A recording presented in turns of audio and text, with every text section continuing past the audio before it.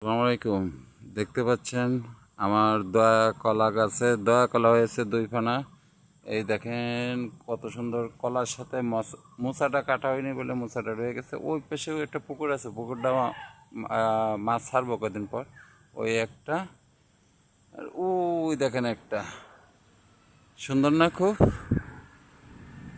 এখন তো কয়দিন ধরে ভাবতেছি আমি যত কলা গাছ লাগাইছি আপনাদেরকে কলার মধ্যে নিয়ে রাখবো, কয়দিন পরে মাছের মধ্যে। আমি কলা বাগানের মধ্যে ঢুকে পড়ছি। এখন রাস্তায় আমার কলা বাগান পরিদর্শন শেষ। এখন আপনাদের গ্রামের মেঠো পথ দেখাই, মেন ব্রিজ। আপনারা ইচ্ছা করলে বসে আড্ডা মারতে পারেন।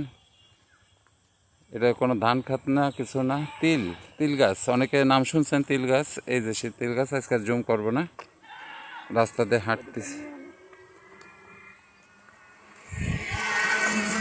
তো সবাই ভালো থাকবেন, আজকে এই পর্যন্ত।